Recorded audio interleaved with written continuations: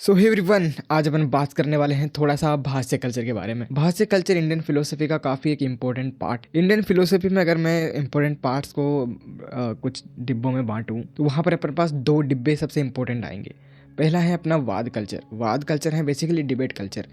देखो, कुछ लोग इसको शास्त्रार्थ कल्चर भी बोलते हैं, बट शास्त्रार्थ एक अच्छा शब्द वहाँ पर यूज़ करना नहीं होगा, एक वाद कल्चर होगा। तो उसको अपन अगले वीडियो में डिस्कस करेंगे। पहले आज मैं बेसिक्स आपको क्लियर करने वाला हूँ भाष्य कल्चर के बारे में। आपने अगर इंडियन फिलोसफी को थोड़ा बहुत पढ़ने का ट्राई करा होगा, आपने ढेर सारी किताबें देखी होंगी, जैसे कि शंकर भाष्य हो गया। शंकर भाष्य सबसे कॉमन आपने को देखा होगा, आपने फिर जब उपनिषद पढ़ने गए होंगे आपको सबसे कॉमन चीज़ अगर कोई देखने को मिलेगी वहाँ पर, तो वो है शंकर भाष्य। तो आज अपन भाष्य कल्चर को देखने वाले हैं। तो भाष्य कल्चर को समझने के लिए सबसे पहले अपने को दो चीज़ें जानना जरूरी। पहला है सूत्र और दूसरा है श्लोक। तो दो ही चीज़ें इंपॉर्टेंट हैं, बाकी ढेर सारी और चीज़ें भी होती हैं, मंत्र हैं और भी चीज़ें हैं, लेकिन वो अपने काम की नहीं है, वो थियोलॉजी में काम आती हैं। फिलोसफी में अभी ये सिर्फ दो ही चीज़ें बेसिक लेवल पे काम आती हैं। तो इन दोनों चीज़ों को सबसे पहले मैं समझा देता हूँ आपको। तो पहला है श्लोक। श्लोक आपने देखे होंगे जैसे कि गीता में है, ज़्यादातर आपको श्लोक ही देखने को मिलेंगे, सूत्र तो काफ़ी कम ही देख। तो सूत्र ना काफी कॉम्पैक्ट है, जैसे कि कोई फिलोसफिकल डिस्कशन हुआ तो उसका काफी छोटा रूप बना दिया गया। अब ये जानबूझ करके किया गया है या फिर कुछ मजबूरी रही होगी, वो डिफरेंट टॉपिक है बात करने का, बट इस तरह से ही यहाँ की फिलोसफी डेवलप होती है यहाँ इंडिया। तो सेंटेंस के फॉर्मेट में होते हैं अपने श्लोक। बेसिकली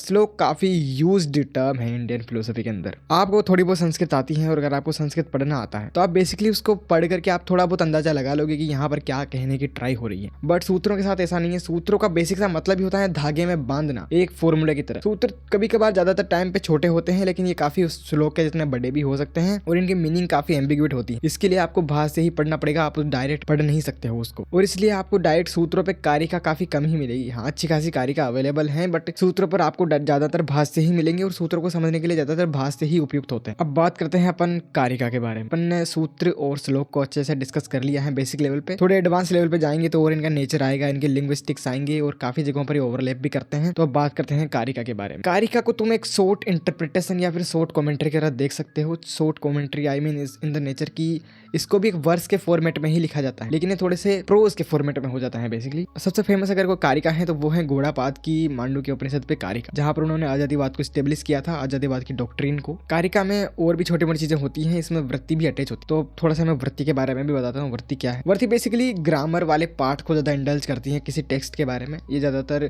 किसी मेन बुक के ऊपर ही होती हैं, जैसे कि भगवत गीता हो गई, तो उसकी वृत्ति की जाती है। इसको कुछ रोज रीति भी पढ़ते, बट इसका सही प्रोनाउंसिएशन आई थिंक वृत्ति होगा। वृत्ति बेसिकली काफी एक कॉमन सा टर्म तो नहीं है इंडियन फिलोसफी में, ज्यादातर जगहों पर आपको नहीं देखने को मिलेगा बेसिक लेवल पे, बट हाँ, ये काफी ग्रामेटिकल मिस्टेक्स को क्लियर करने के लिए किया जाता है और इसको समझने में आपको वृत्ति की जरूरत पड़ेगी। कुछ जब हेवी टेक्स्ट आ जाते हैं जहाँ पर हेवी ग्रामर का यूज हो रखा है, तो उस जगह पे वृत्ति काफी यूजफुल हो सकती है। अब बात करते हैं अपन सबसे इंपॉर्टेंट अपना टॉपिक है, वो है भाष्य। तो भाष्य इंडियन फिलोसफी का सबसे इंपॉर्टेंट चीज है।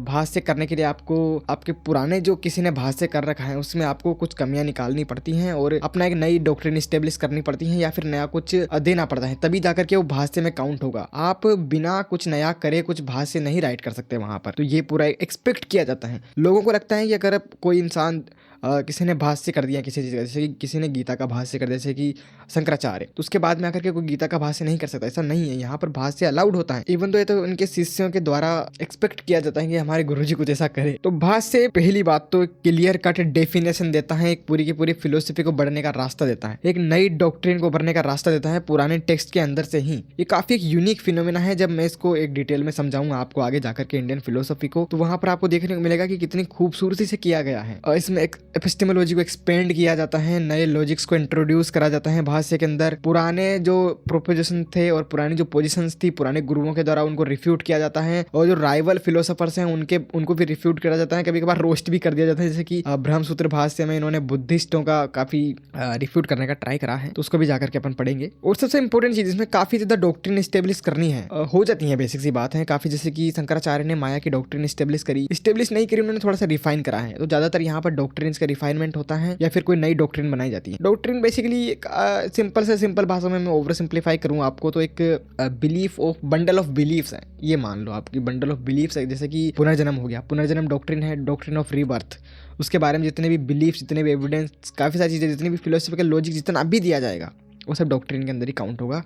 जैसे कि डॉक्ट्रिन ऑफ कर्मा है अपना सबसे famous doctrine, I think theory है, मैं काउंट होता है कर्मा तो, बट कोई बात नहीं। अब बात करते हैं सबसे इंपॉर्टेंट और लास्ट के टॉपिक के, इंपॉर्टेंट तो नहीं बोल सकते, लेकिन ये काफी यूज हुआ है। जैसे कि हो गया टीका, टीका किया जाता है भाष्य का भाष्य, उसको टीका बोलते हैं। कुछ रेयर कॉम्बिनेशंस भी हैं, जैसे कि कभी कभार कारिका के ऊपर भी टीका लिख दिया जाता है, कभी कभार कारिका का भाष्य कर दिया जाता है। भाष्य का भाष्य तो टीका कहलाता ही है, ये तो सबसे कॉमन चीज है। बट कुछ यूनिक कॉम्बिनेशंस भी हैं, जब मैं इसको डिटेल में काफी एलोबरेट करूंगा, पूरे कॉन्सेप्ट को एक बड़ा वीडियो बनाऊंगा मैं, अभी तो बेसिक बना रहा हूँ। तो इसमें बेसिकली क्या किया जाता है, जैसे कि शंकराचार्य के शिष्य हैं, जैसे कि शंकराचार्य के शिष्य में से आते हैं एक आनंद गिरी साहब, थोड़े लेट के शिष्य हैं, ये डायरेक्ट डिसाइपल नहीं है शंकराचार्य के, बट अद्वैतिक ट्रेडिशन से ही आते हैं। तो आनंद गिरी साहब ने लिखे हैं शंकराचार्य के ऊपर टीका। तो शंकराचार्य के ऊपर टीका लिखने में इन्होंने क्या करा है कि उनको अभी ट्रांसलेट नहीं करा गया, तो मैंने उनको पढ़ा नहीं है बेसिकली। टीका का बेसिक सा नेचर होता है कि इसमें क्लेरिफाई किया जाता है काफी सारी चीजों को जो रह जाती हैं, वो जैसे थोड़ा सा टाइम पास पन होता है भाष्य लिखने के बाद में, उस टाइम के बीच में राइवल स्कूल्स काफी अपना नया लॉजिक लेकर के आ जाते हैं, तो उसको फिर टीका लिख करके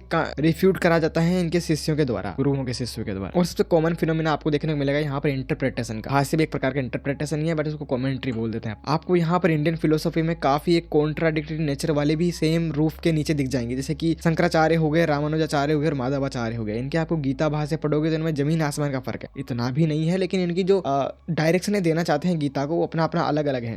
तो ये चीज़ अलाउ होती है, काफ़ी सारे लोगों को अभी तक समझ में नहीं आ रहा होगा चीज़ें, बट ये चीज़ें अलाउ होती हैं इंडियन फिलोसफी में। यही हमारा भाष्य कल्चर है, और इसको अभी थोड़ा सा और रिफाइन करने की जरूरत है, क्योंकि वीडियो थोड़ा ज़्यादा ही सिंप्लीफाई कर दिया मैंने। बट आज के लिए इतना ही। अगला वीडियो में डायरेक्ट अपना लाने वाला हूँ अद्वैत के बेसिक्स के बारे में। तो बाय गाइस।